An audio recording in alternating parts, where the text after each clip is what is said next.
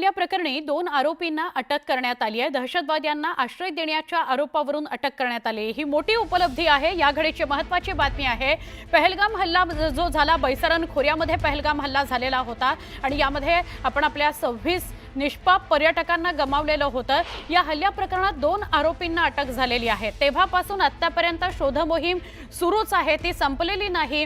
Operation सिंदूर हे सुद्धा अजून थांबलेलं नाही असं वारंवार आपण ऐकतो आहोत। पण आत्ताची ही सगळ्यात मोठी बातमी आहे, मोठी उपलब्धी आहे असं म्हणायला हवं की या हल्ला प्रकरणामध्ये 2 आरोपींना अटक केली आहे। हे 2 आरोपी कोण आहेत तर दहशतवाद्यांना आश्रय देण्याच्या आरोपातून, संशयातून त्यांना ताब्यात घेण्यात आलेलं आहे। NIAनं ही मोठी कारवाई केली आहे। 2 आरोपींना अटक केली आहे। हल्ल्यापूर्वी आरोपींनी 3 दहशतवाद्यांना आश्रय दिला होता अशी माहिती मिळते आहे। बैसरन खोरा आणि बैसरांच्या आजूबाजूचा सगळा भाग चाचपडून बघितला जातोय, कण तपासला जातोय। हे दहशतवादी 6च्या 6 गेले कुठे असा प्रश्न उपस्थित केला जातोय। पण आता जी माहिती मिळते ती मोठी माहिती आहे की 2 आरोपींना ताब्यात घेतलं गेलंय, 2 संशयितांना ताब्यात घेतलं गेलंय ज्यांनी 3 दहशतवाद्यांना आश्रय दिला होता अशी माहिती मिळते। पहलगाम हल्ल्यातल्या 3 दहशतवाद्यांना ज्यांनी आश्रय दिला असे दोघे NIAच्या ताब्यात आहेत अशी माहिती मिळते आहे।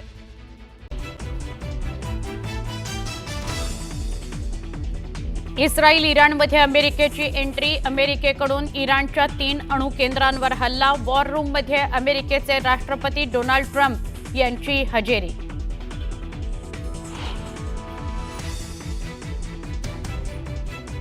प्रत्युत्तर दिल्यास परिणाम भोगावे लागतील।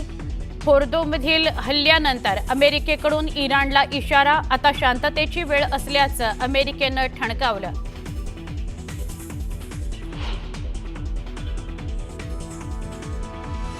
शक्तीमुळेच शांती येऊ शकते, युद्धातल्या अमेरिकेच्या एंट्रीनंतर नेतन्याहूंचं विधान, तर सुरुवात अमेरिकेने केली, शेवट आम्ही करू, इराणचा इशारा।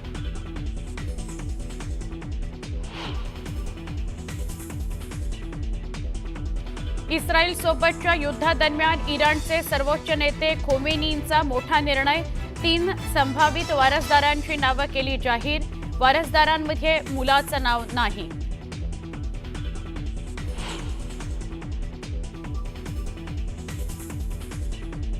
इस्रायलच्या हल्ल्यात इराणचे 3 कमांडर ठार, इराणचे 3 लढाऊ विमानं आणि F-14 फायटर जेट पाडल्याचा इस्रायलचा दावा, तर इराणकडूनही इस्रायलचे हैफा शहरावर हल्ले।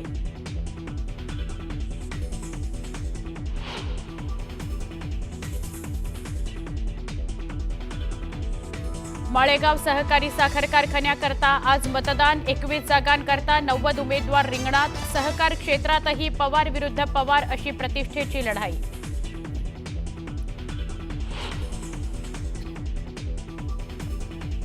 माऊलींची पालखी आज दिवेघाट मार्गे सासवड मुक्कामी, तर तुकोबांची पालखी पुण्यातून लोणी काळभोरकडे प्रस्थान ठेवणार। पालखी प्रस्थान सोहळ्यानिमित्त पुण्यात वाहतुकीत बदल।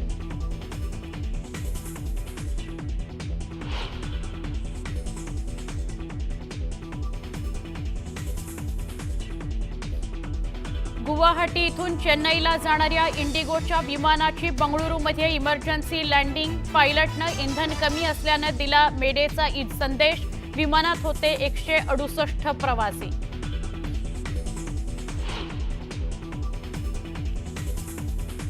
आणि ब्राझीलच्या सेंटा कॅटरिना राज्यात भीषण दुर्घटना, हॉट एअर बलून फुटल्यानं झालेल्या अपघातात 8 जणांचा मृत्यू, बलूनमध्ये 22 जण करत होते प्रवास।